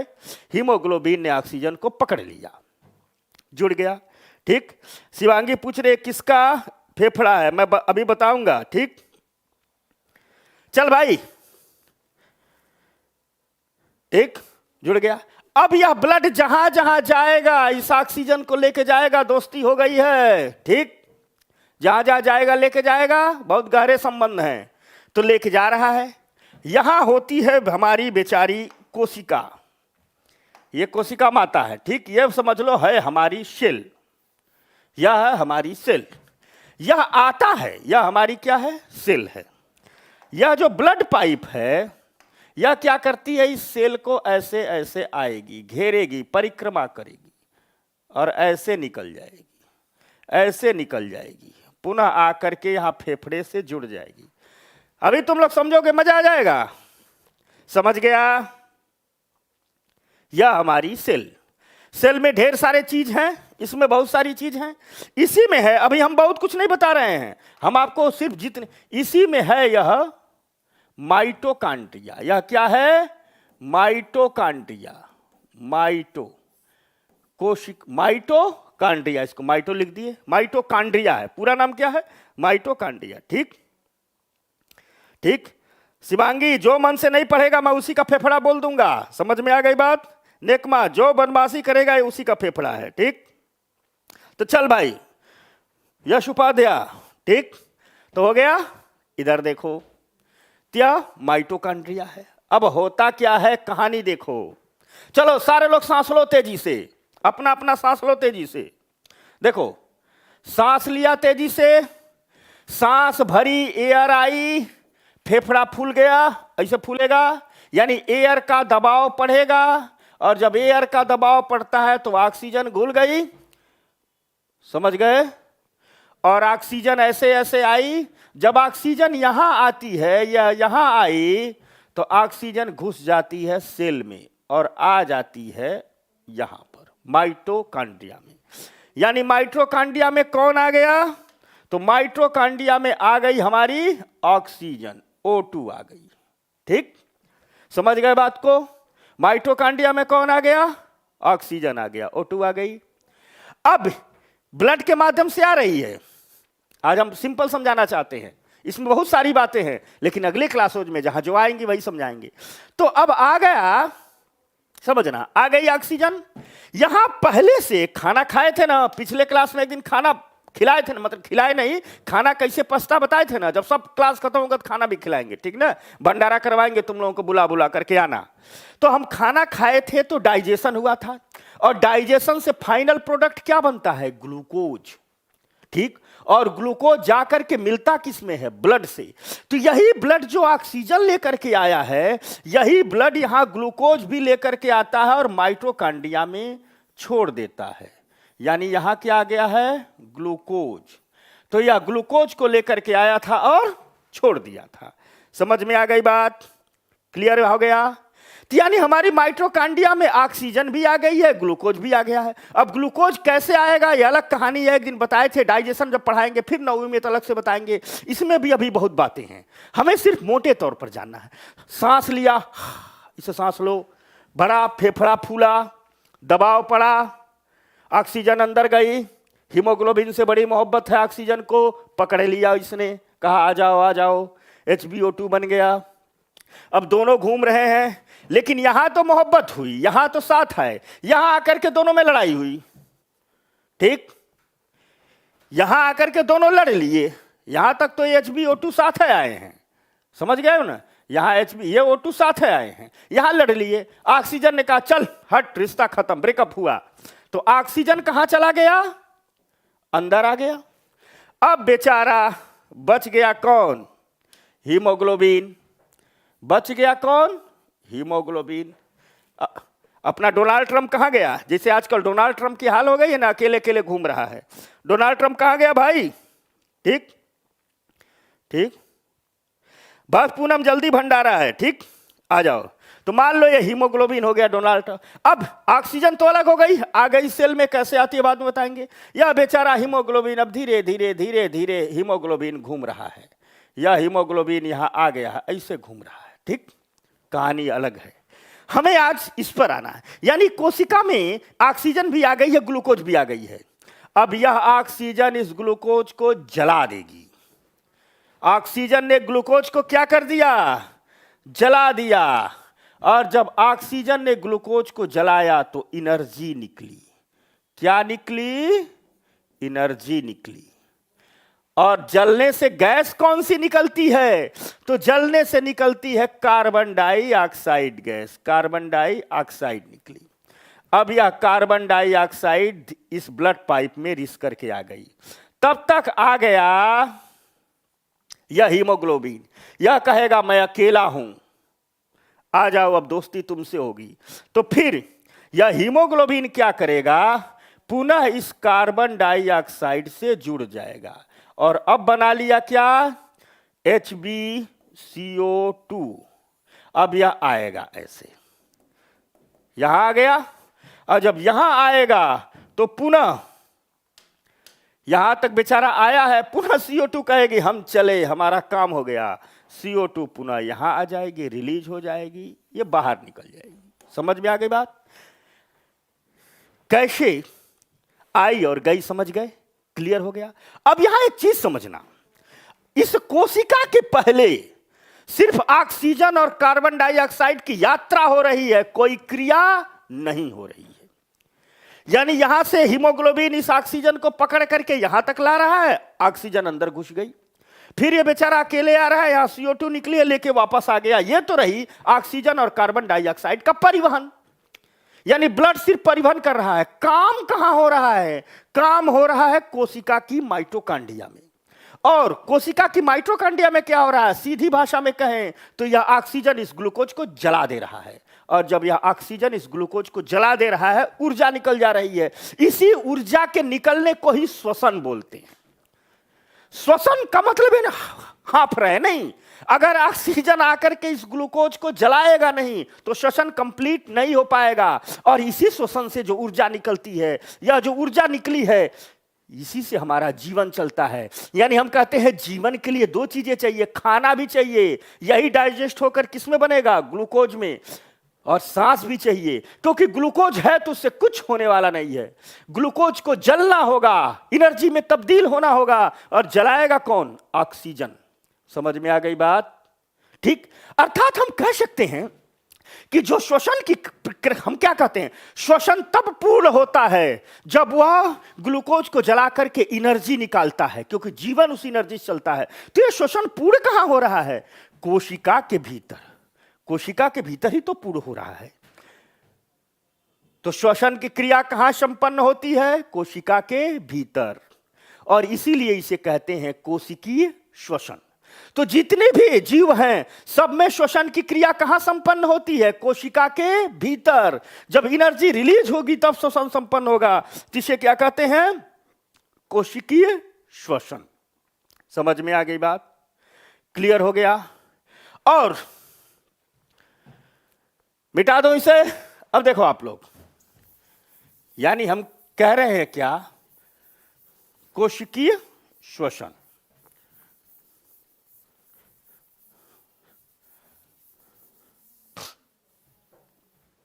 ठीक, अब समझ लो, यानी सेलुलर रेस्पिरेशन, कोशिकीय श्वसन। क्यों हो गया? क्योंकि कोशिका में ही हो रहा है। अब यह 99% जंतुओं में जब यह श्वसन होता है तो यह किसमें होता है, ऑक्सीजन की उपस्थिति में, ऑक्सीजन के प्रेजेंस में। ठीक, और यानी ग्लूकोज को जलाएगा कौन, ऑक्सीजन। तो यह ऑक्सीजन की उपस्थिति में होता है, इसे कहते हैं वायवीय श्वसन, वायवीय श्वसन। समझ में आ गए? Aerobic respiration, aerobic respiration. ठीक, यानी 99% सेल में क्या होता है, ऑक्सीजन ग्लूकोज को जलाता है। लेकिन कुछ सेल ऐसी भी होती है, कुछ सेल ऐसी भी होती हैं जिसमें ऑक्सीजन ग्लूकोज को नहीं जलाता है, जैसे ईस्ट। कुछ सेल ऐसी होती है जिसमें यह रेस्पिरेशन तो होगा लेकिन O2 नहीं, नो ऑक्सीजन, ऑक्सीजन नहीं रहेगा, जैसे ईस्ट, ईस्ट, जैसे ईस्ट। तो जब ऑक्सीजन, अर्थात ऑक्सीजन नहीं मतलब वायु नहीं, तो बिना वायु के ही श्वसन हो जाता है, बिना ऑक्सीजन के ही श्वसन हो जाता है, जिसे कहते हैं अवायवीय श्वसन, अवायवीय श्वसन। ठीक, समझ में आ गई बात? और जहां भी अवायवीय श्वसन होता है वहां प्रोडक्ट निकलता है, ग्लूकोज टूटता है और एल्कोहल बनता है। इसीलिए ईस्ट का उपयोग क्या किया जाता है, एल्कोहल बनाने में। एल्कोहल घर में बनाने की विशेषता बताएं, गन्ने का रस पेर करके ले लो और एक ब्रेड लो, डबल ब्रेड सुबह सुबह खाते हो ना, उसमें पानी डाल करके 2-4 दिन छोड़ दो, ब्रेड सड़ जाए, और जब ब्रेड सड़ जाए तो उसे गन्ने के रस में डाल दो और उसे धूप में छोड़ दो 1-2 महीना, एल्कोहल बन जाएगा। ठीक, मोटे तौर पर अब इसी को हम विस्तार से समझते हैं। अर्थात हमने समझा श्वसन, और श्वसन को हम सेलुलर रेस्पिरेशन क्यों कहते हैं ये समझा पीछे वाले में। फिर समझा कि ऑक्सीजन की उपस्थिति में जो होता है वायवीय श्वसन, अनुपस्थिति में जो होता है अवायवीय श्वसन। तो आ जाओ दोस्तों, बात को आगे बढ़ाते हैं, इसी बात को हम चर्चा में लेते हैं। और देखो कैसे, तो कोशिकीय श्वसन, सेलुलर रेस्पिरेशन। ठीक, कोशिका के अंदर ग्लूकोज कहां से आया है, भोजन से, ऑक्सीजन का उपयोग करके कार्बन डाइऑक्साइड में टूट जाता है, साथ साथ थोड़ा पानी भी निकलता है, छोड़ दो इसको। कैसे कार्बन डाइऑक्साइड में टूटा था समझाए थे ना, और इससे क्या निकलती है? ऊर्जा निकलती है। समझाए थे ना कैसे कैसे होता है, तो यहां तो समझाने की जरूरत नहीं है। ठीक, क्लियर हो गया। अब इसी को एक रिएक्शन से दिखाया गया। ग्लूकोज है C6H12O6 और ऑक्सीजन की उपस्थिति है, तो यह ग्लूकोज जलेगा, किसमें निकलेगा? CO2 में। देख बताए थे ना, हीमोग्लोबिन पकड़ के लाता है, वाटर निकलेगा, एनर्जी बनेगी, और एनर्जी से जीवन चलता है। ठीक, वाटर निकलेगा और एनर्जी बनेगी, इसी एनर्जी से जीवन चलता है। क्लियर हो गया ना? समझ में आ गई बात? इसी एनर्जी से क्या चलता है? जीवन चलता है। ठीक, अच्छा, के हम कविता करे, मेरा कमेंट नहीं लेते। नहीं कविता, ऐसा है ना कि मैं पढ़ाने में लगता हूं, ढेर सारे कमेंट छूट जाते। बोल बोल बोल, कविता जी बोलिए, सॉरी। ठीक, कमेंट में सबको लेता हूं। ठीक, अंचल गुप्ता को बहुत जल्दी है पीने की। चल भाई, सबको जल्दी है। ठीक, चलो सीलू बोल भाई। शिवानी, हाँ भाई, सब यूपीएससी 2021 में काम आएगा। चलो रीमा कुमारी, हो गया। तो कोशिकीय श्वसन समझ गए, दोनों तरफ से हम समझा दिए। अब आयो दूसरा, हमने कहा था कि अवायवीय श्वसन, एनारोबिक रेस्पिरेशन। इसका मतलब कि श्वसन तो हो लेकिन ऑक्सीजन ना हो, वायु ना हो, तो उसे क्या कहते हैं? अवायवीय श्वसन। तो हमने क्या कहा था? इष्ट जैसे जीव ऑक्सीजन की अनुपस्थिति में श्वसन करते हैं।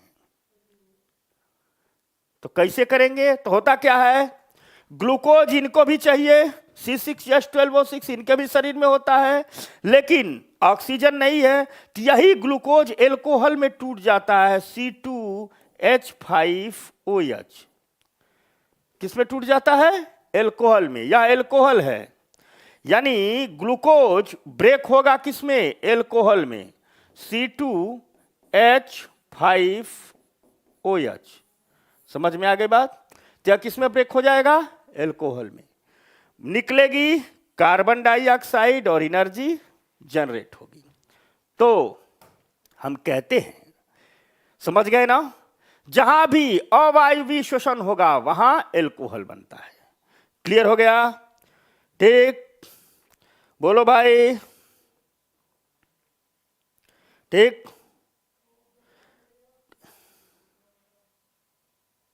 कमला हैरिस पढ़िए। सर इसका रिएक्शन एक बार अच्छे से समझा दीजिए ना प्लीज। कमला, इसको मैं इसका रिएक्शन में बहुत अच्छे समझाऊंगा। आज मैंने तुम लोगों को सिर्फ इंट्रोडक्शन दिया है श्वसन का, क्योंकि 9वीं वाली एनसीईआरटी में इसको विस्तार से कैसे ऑक्सीजन टूटता है, हीमोग्लोबिन बनता है, जहां हम एनर्जी निकाल रहे हैं वहां एटीपी निकलेगी। मैं चाहता हूं जितना एनसीईआरटी में दिया गया उसको समझा करके अपडेट करूं। समझ गई कमला? ठीक, रामानंद, अरे भाई मैं सबका कमेंट लेता हूं, तुरंत जब देखता हूं जिसका दिख जाता है ले लेता हूं। ठीक, तो आप लोग आश्वस्त रहो, कब कहां समझाना है मुझे पता है। ठीक ना? क्लियर हो गया? ठीक, चल भाई लोग। नवदीप चौधरी, मेरा नाम ज्योति करे, मेरा नाम लो। ठीक, अभिलाषा गौतम, नहीं समझे? क्लियर हुआ? पूनम सिंह, अच्छा कोचिंग जा रहे हैं, चलो टाटा। ठीक, चलो। अर्थात होता क्या है कि देखो,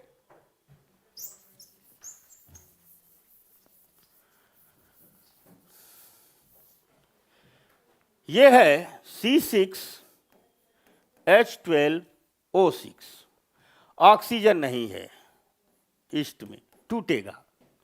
कार्बन के 6 परमाणु हैं, 5 बचा। ठीक, इसको ऐसे समझाते हैं। देखो, ये ग्लूकोज आया, ग्लूकोज बदलेगा एल्कोहल में। एल्कोहल में क्या है? C2H5OH, यही है एल्कोहल। ठीक, समझ में आ गई बात? यानी अगर देखा जाए तो होता क्या है कि कहोगे कि आखिर ईस्ट ग्लूकोज को एल्कोहल में बदल कैसे देता है? तो C6H12 और O6 इसको तोड़ता है। तोड़ेगा तो कार्बन का 6 कार्बन बनेगा, 2 3 4 5 6, यह कार्बन हो गया। तो इस 6 कार्बन में से 2 कार्बन कहाँ आ गया, यहां आ गया। फिर ये क्या करता है, H12 को 12 मालिक्यूल में ऐसे ऐसे तोड़ देता है और पुनः H12 के 5 मालिक्यूल को आपस में जोड़ देता है, H5 हो गया। ठीक, फिर यह O के 6 मालिक्यूल है, पहले इनको तोड़ेगा और एक O को यहां लाएगा, H को जोड़ देगा। शेष जो मालिक्यूल बचते हैं उनको कार्बन डाइऑक्साइड बना करके निकाल देता है। समझ में आ गई बात, यही काम करता है ईस्ट। यानी यहां हमको मेनली ये समझना है, और जो समझना है वो ये है, यहां इस विस्तार से न जाओ, जो समझना है वो ये है कि श्वसन 2 प्रकार का होता है, कोशिकीय श्वसन 2 प्रकार का होता है।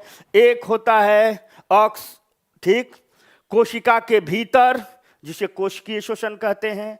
ठीक, सॉरी, कोशिकीय श्वसन 2 प्रकार का होता है। एक होता है ऑक्सीजन की उपस्थिति में, ठीक, तो उसमें ये होता है ग्लूकोज किस में टूटता है, कार्बन डाइऑक्साइड, वाटर और एनर्जी में। क्लियर हो गई। दूसरा होता है, ठीक, ऑक्सीजन की अनुपस्थिति में, उसमें ग्लूकोज एल्कोहल में टूटता है। इसका बेस्ट एग्जांपल है ईस्ट, इसीलिए इसका एल्कोहल इंडस्ट्री में इस्तेमाल किया जाता है। बाकी रिस्पिरेशन कैसे होता है आप लोगों ने समझ लिया।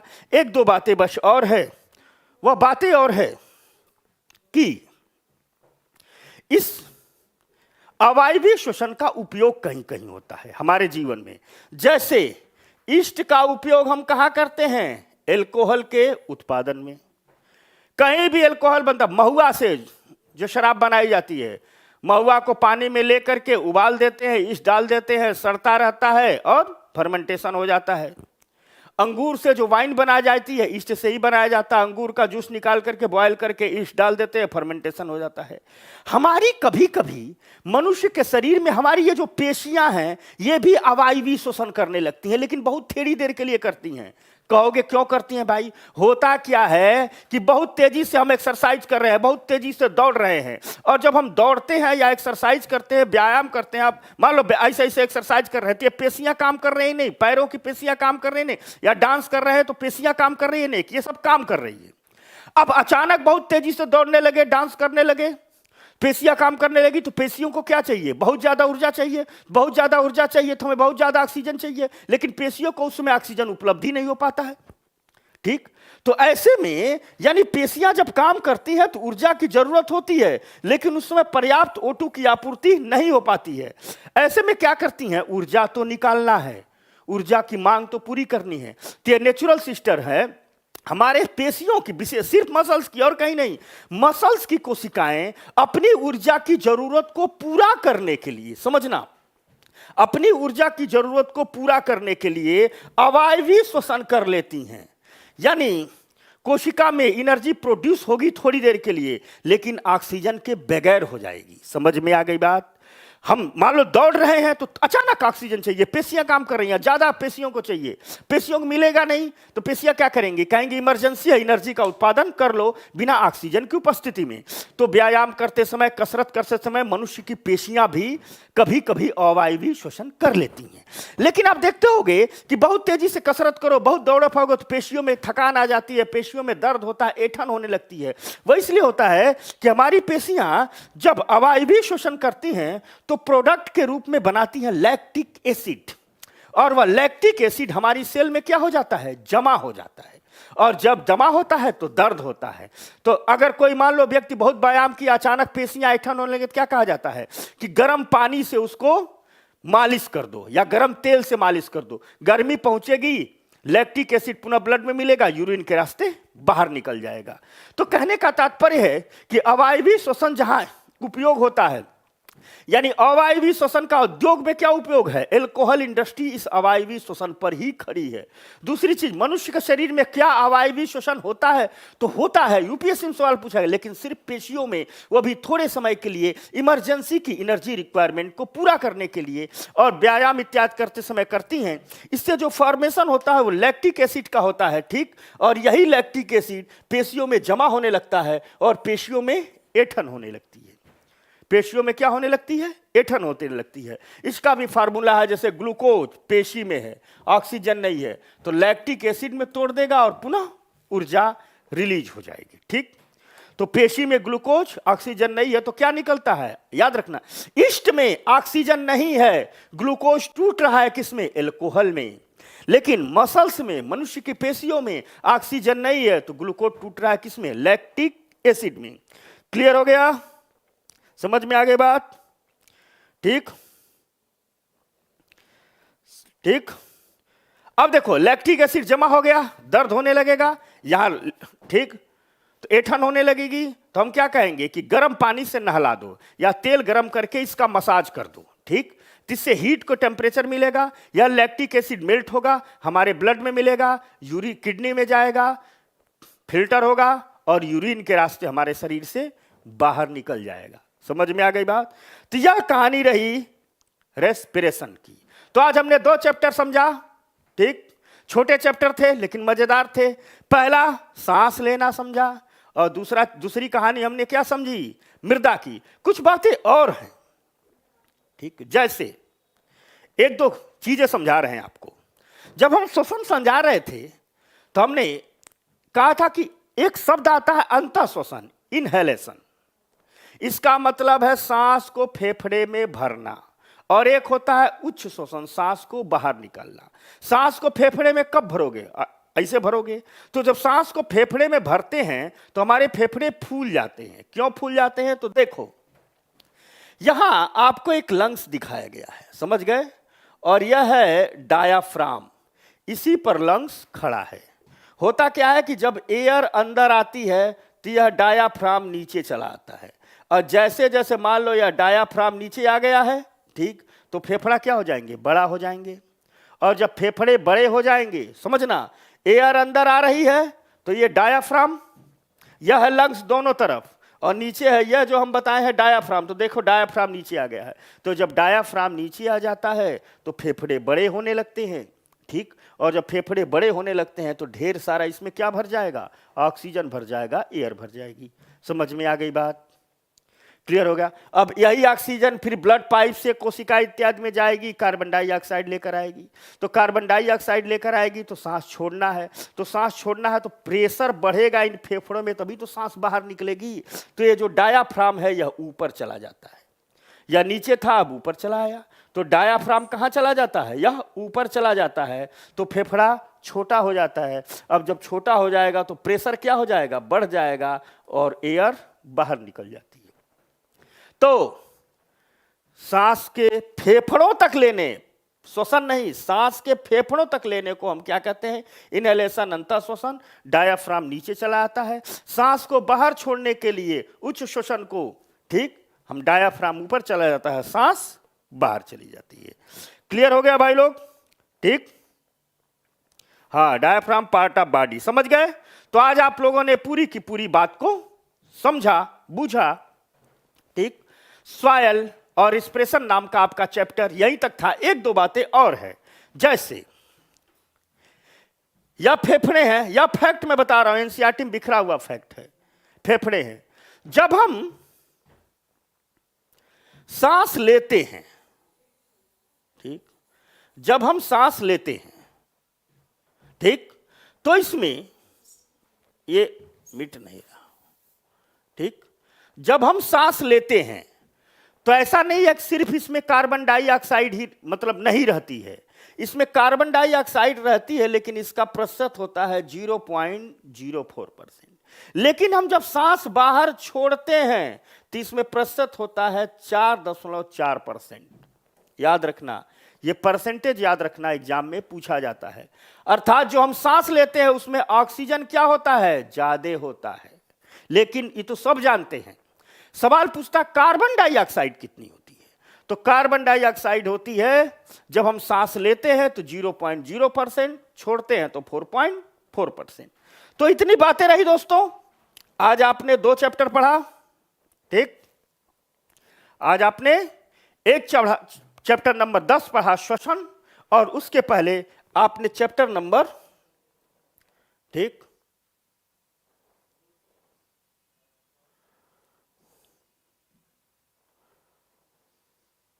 9 पढ़ा, मृदा। तो दोस्तों एनसीईआरटी सीरीज का 2 चैप्टर खत्म हो गया। कल पढ़ेंगे 11, 12, कल बड़ा मजेदार चैप्टर है परिवहन। तो मिलते हैं कल, तब तक मेरे सारे विद्यार्थी सबको बाय बाय। ठीक, हाँ, कमला हैरिस बोल रही है इसका, देख कमला, एक श्वसन का चैप्टर आएगा, उसमें बहुत जबरदस्त रिएक्शन में बताऊंगा, 9वीं में आएगा, ठीक ना, तो इंतजार कुछ बुझ नहीं छूटेगा। ठीक, तो ठीक है, उषा दी का बर्थडे है, चलो ठीक है, उषा को जब बर्थडे आएगा तो हैप्पी बर्थडे बोलेंगे, पार्टी करेंगे। तो ठीक है दोस्तों, कल मिलते हैं 12:30 पर। तब तक सारे लोग जितने भी क्लास के स्टूडेंट हैं इस वीडियो को ज्यादा से ज्यादा अपने दोस्त फ्रेंड ग्रुप में शेयर करें, लाइक करें, सब्सक्राइब करें, ताकि ढेर सारे लोग हमसे जुड़े और निर्माण आईएएस की इस क्वालिटी फुल एजुकेशन की पहल को हम आगे लेकर के बढ़ें। यह आपकी सबकी नैतिक जिम्मेदारी है, ज्यादा से ज्यादा इसे अपने सब ग्रुप में शेयर करो। तो धन्यवाद, कल फिर मिलते हैं।